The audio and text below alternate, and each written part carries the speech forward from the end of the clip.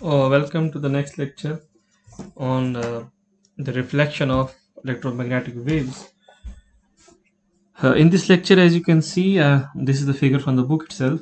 We are in previous lecture we considered a scenario wherein the reflection was the incident wave was perpendicular. Direction was like this, so it was perpendicular to the surface. Okay, so this is the direction of propagation. Okay, now here if you can see, we are now considering a case wherein it is not necessarily perpendicular, but it is oblique. Okay, it can be something like this. So reflected wave will be something like this, and there will be the transmitted wave. Now before I proceed and explain various phenomena, and we derive some important expressions related to this, we need to understand some terms. One is, I have already told you, a term called transverse wave. Okay, what is transverse wave? Okay, in contrast to that, first before telling transverse wave, we have another concept you might have heard of in your basic courses in 12th class, longitudinal wave. So in longitudinal wave, the oscillations are itself in the direction of propagation, like sound waves. Okay, so if sound waves are propagating in this direction, the pressure oscillations, the pressure variations of the air molecules is also in the same direction. Okay, but transverse wave is a wave where the direction of oscillation is perpendicular to the direction of propagation. Okay, so the usual electromagnetic wave, we already introduced that. So if this is the electric field, okay, and so it will means that the oscillations of electric field will be in this direction, and this is the magnetic field, okay, H, then direction of propagation will be perpendicular to it. Okay, so now I will show that a figure which I showed last time also. This is a little bit different figure, but you can see.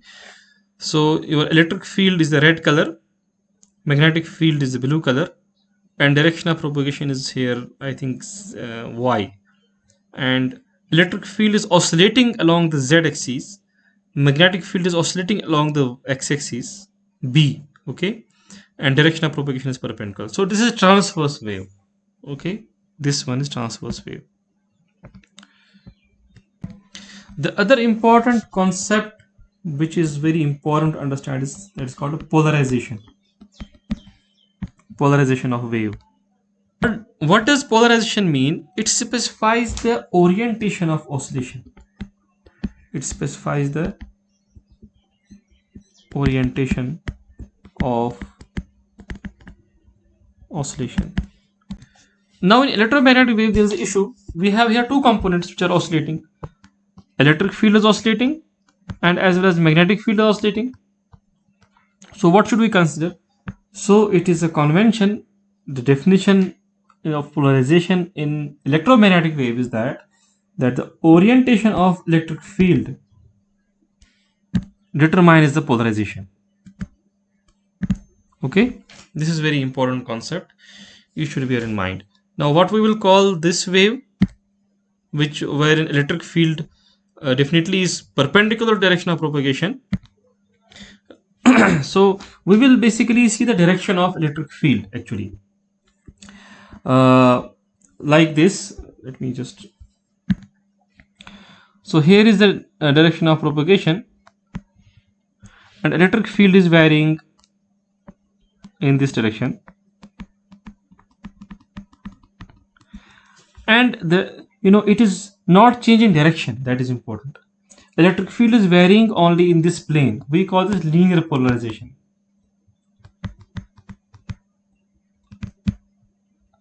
Okay, there are some scenarios wherein this electric field vector can rotate, then we can have elliptic or spherical polarizations. That is different. Okay, so now onwards, whenever I use the word polarization, I actually mean the direction of electric field, the direction in which it is oscillating, that will imply the polarization of the respective electromagnetic wave. Okay, Now, before I proceed, I need to define something called a plane of incidence. So, by plane of incidence, we mean it is suppose here is this boundary, okay, and this is the boundary, and here is a normal to this boundary, a perpendicular direction to this boundary. Now, this plane, which consists of this boundary and the normal, this is defined as the plane of incidence. So it is defined by direction of propagation and line normal to the boundary. Okay, so here is direction of propagation, this incident wave. Okay, and this is the normal, and this defines our plane of incidence. And now we are considering here something called linearly polarized uniform plane wave. So I have explained to the polarized wave. It means that we have a particular direction of electric field which is oscillating. Linearly means the direction of propagation, direction of oscillation does not change.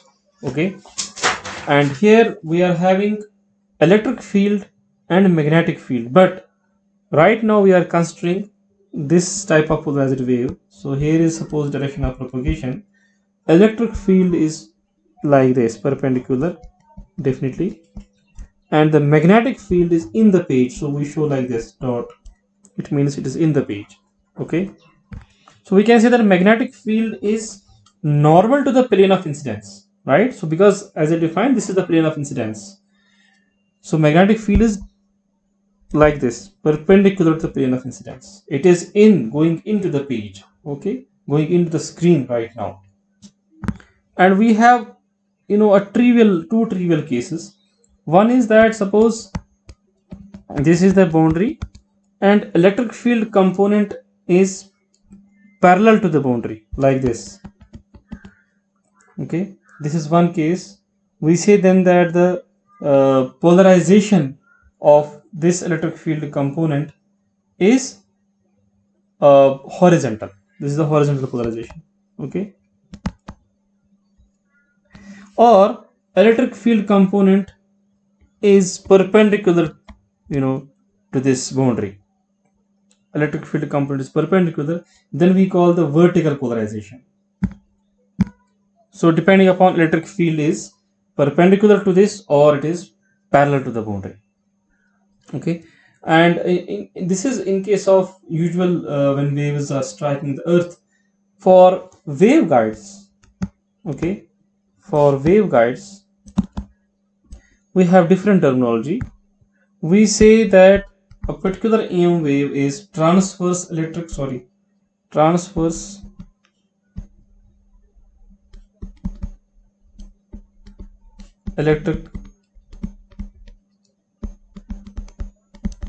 TE, or transverse magnetic,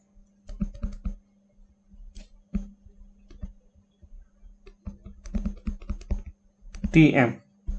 Okay, these two words will be used very frequently. So TE, transverse electric, means that it is used to designate the fact that electric field component is normal to the direction of propagation.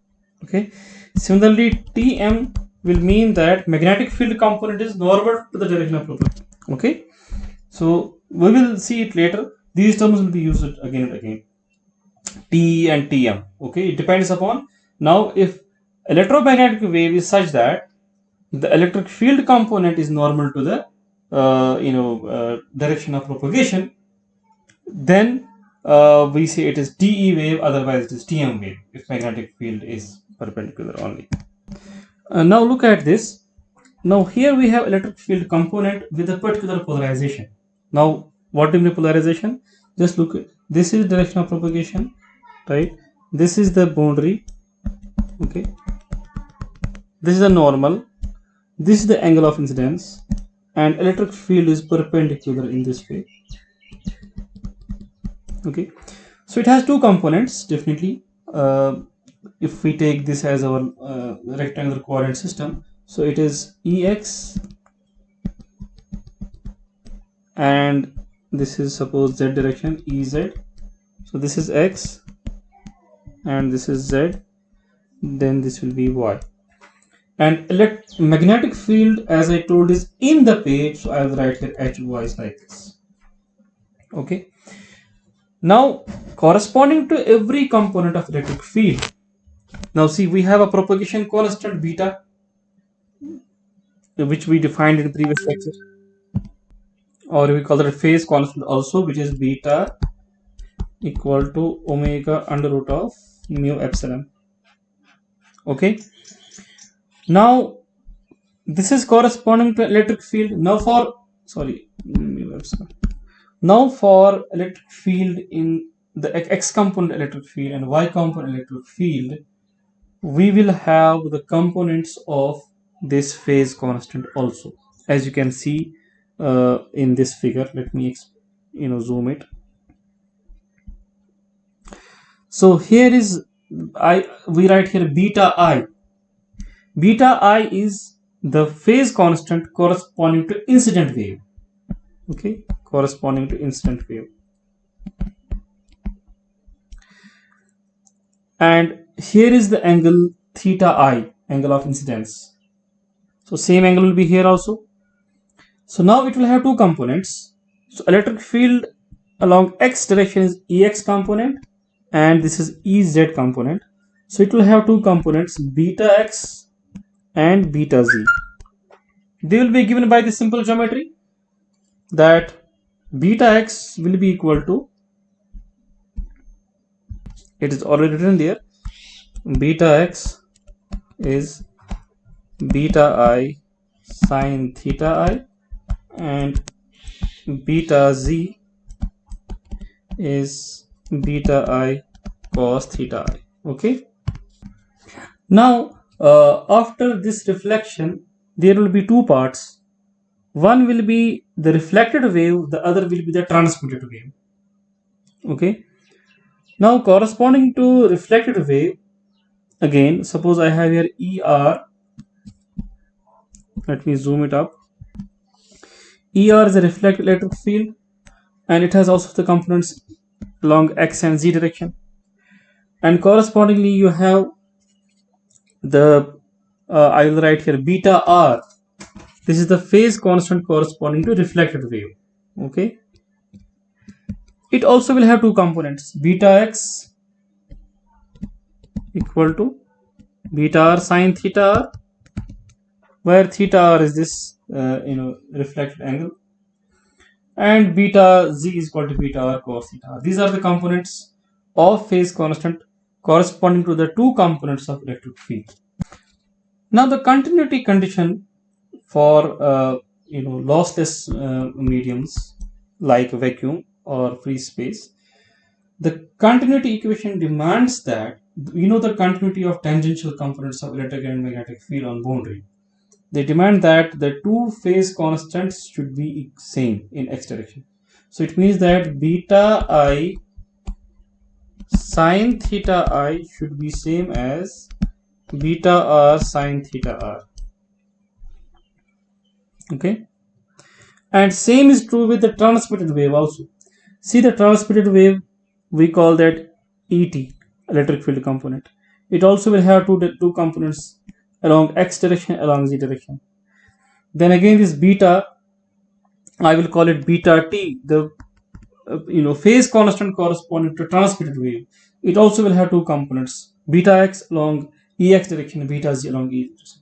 So this also should be same as beta I sine theta I should be same as beta transmitted sine theta t. Theta t is this angle, okay, the angle of transmitted wave with the normal. And we also know that beta I is same as beta R because they are getting reflected in the same medium.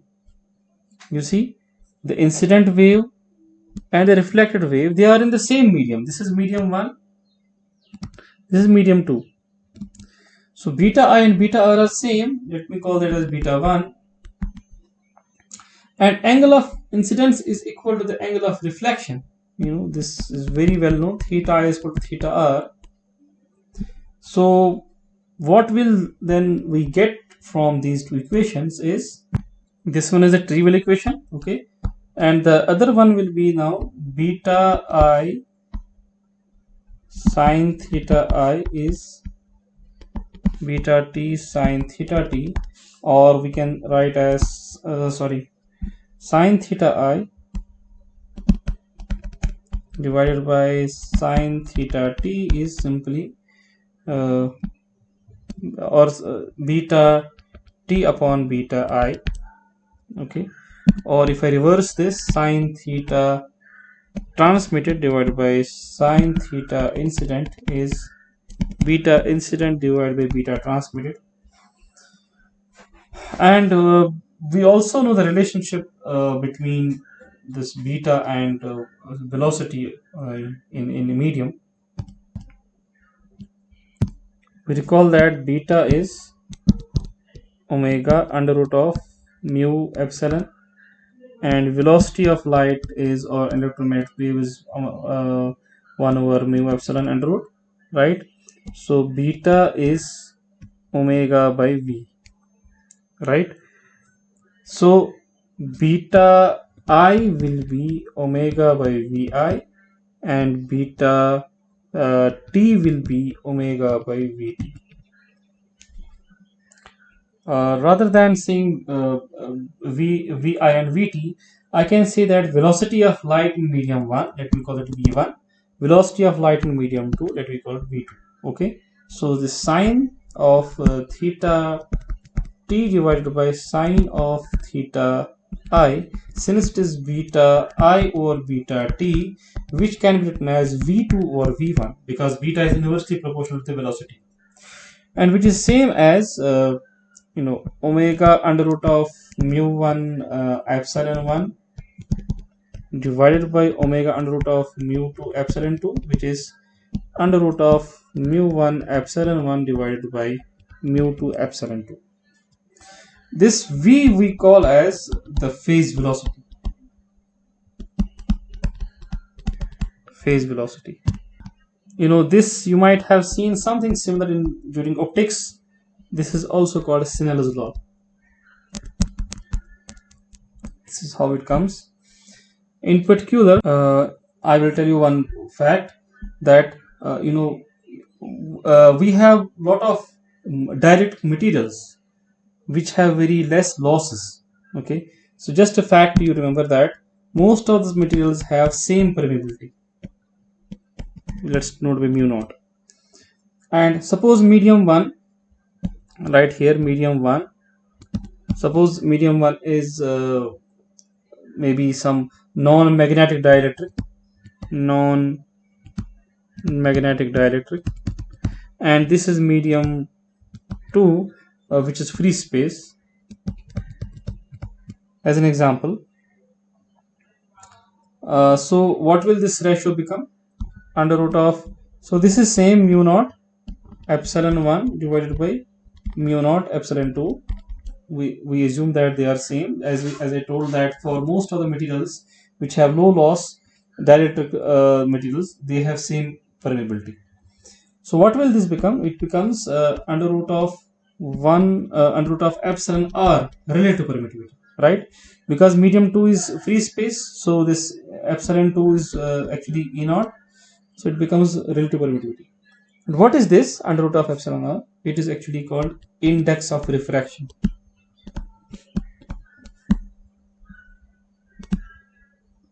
Okay, this you might have seen in the optics. Now here we have a general version for general EM waves.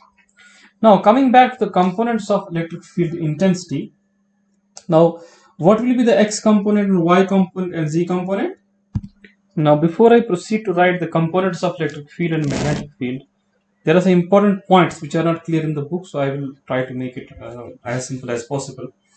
So here is the direction of propagation of the wave. Okay, this, right? And electric field component, electric field is perpendicular to this, and here is the Ex and here is the Ez, sorry. So this is our X, this is our Z, and y is like this. Okay, this is y in the paper.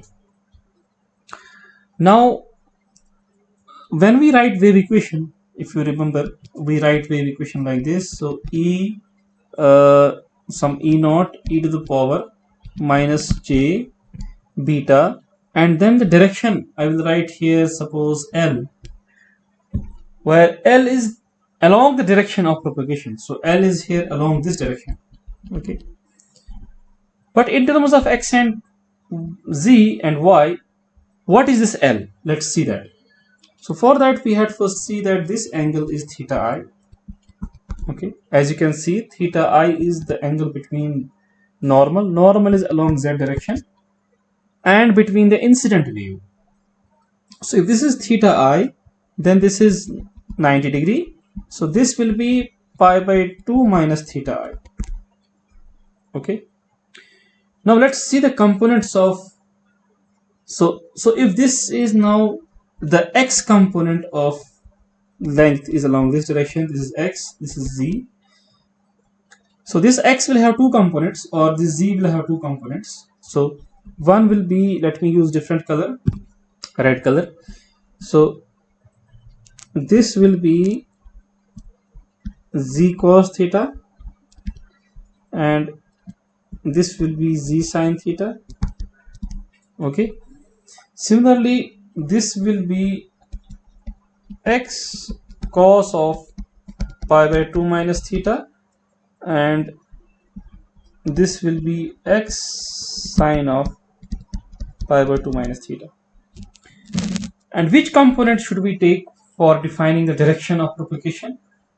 The components along the direction of propagation. So that is x cos of pi by 2 minus theta plus z cos of theta. This will be our L. Okay, so which will be basically x sine theta I plus z cos theta I. So we can write electric field component, electric field like E naught e to the power minus j beta x sine theta I plus z cos theta I.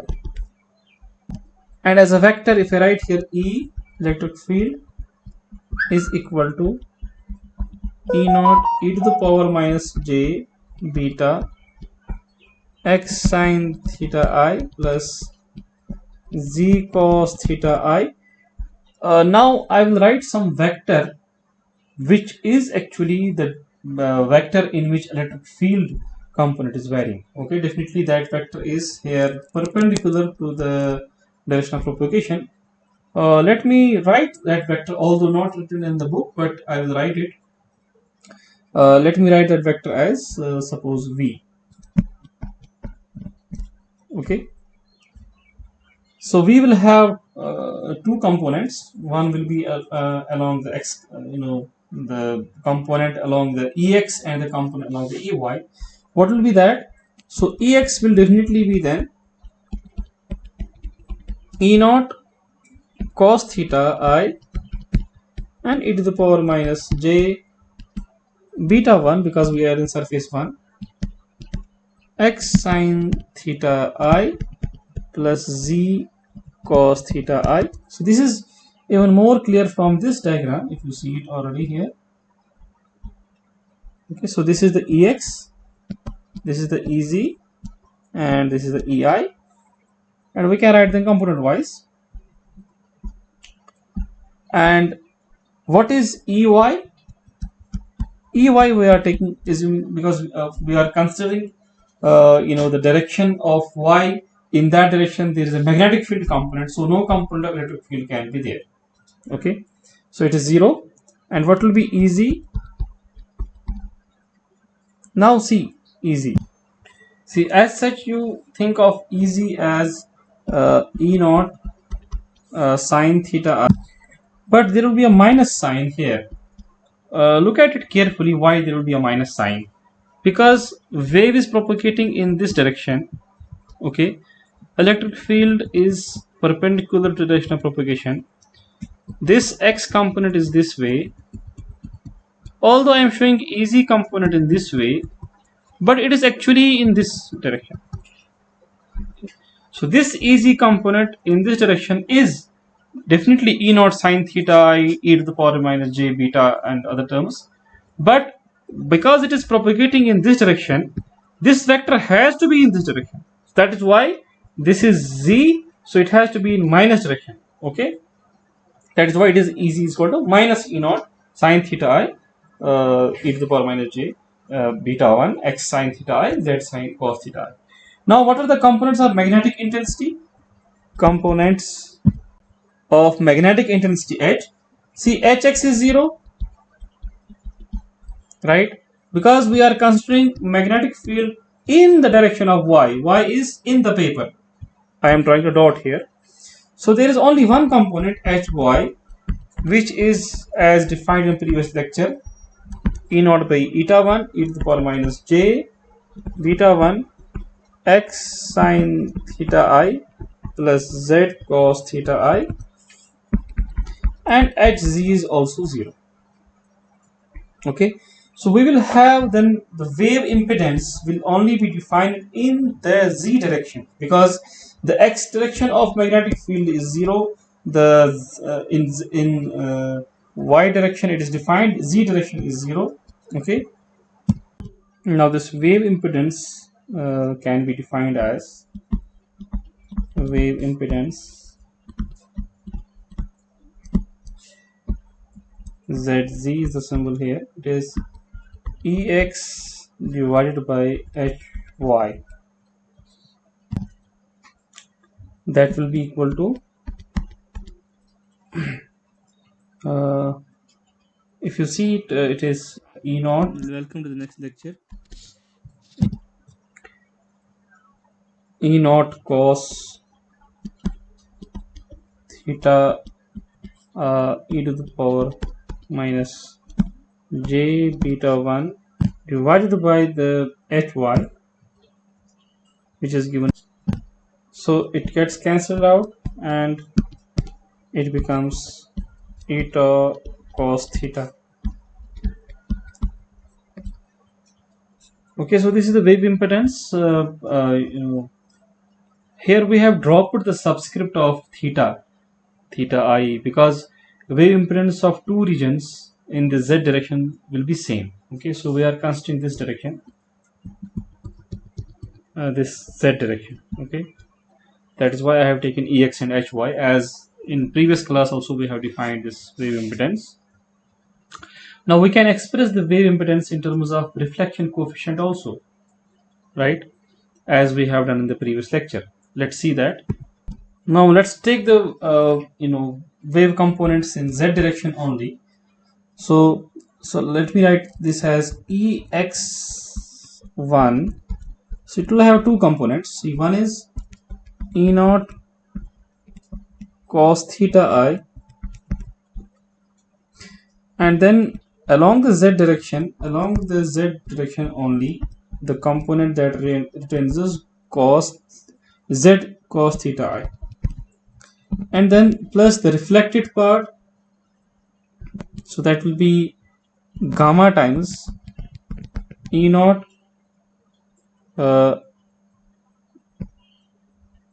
cos theta I e to the power.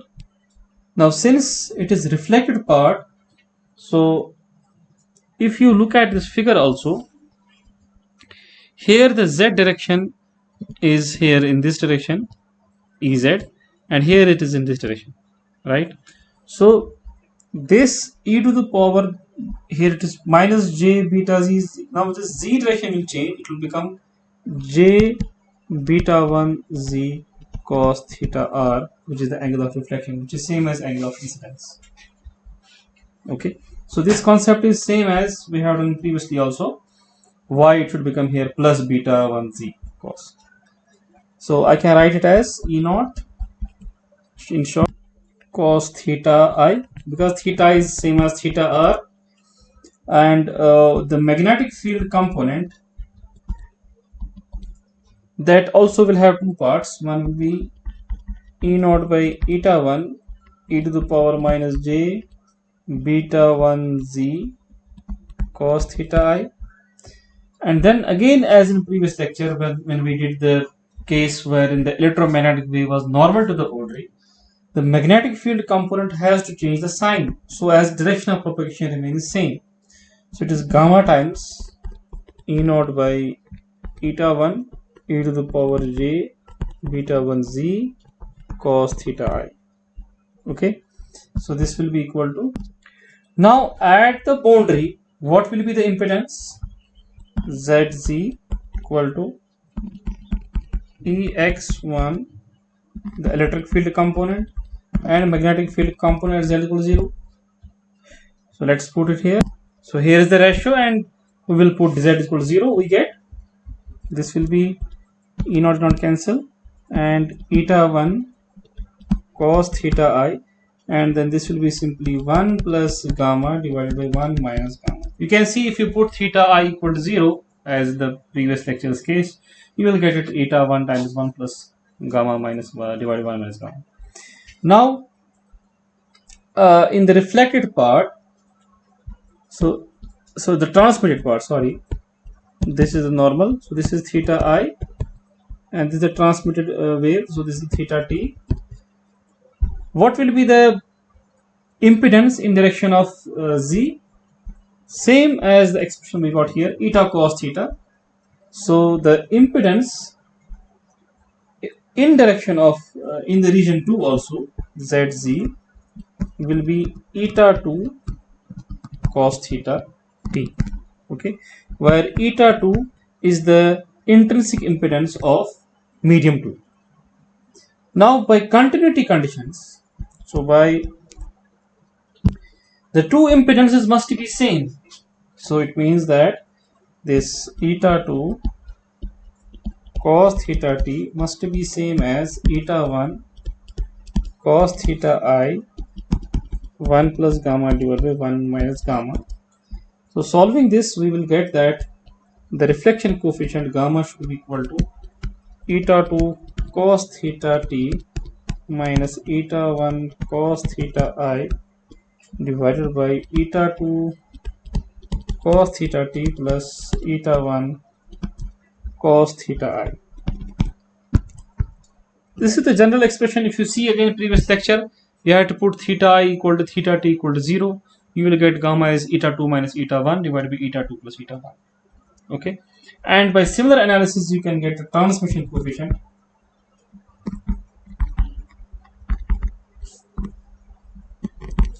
We have done the formula in previous class, so 2 eta 2 cos theta t divided by eta 2 cos theta t plus eta 1 cos theta I.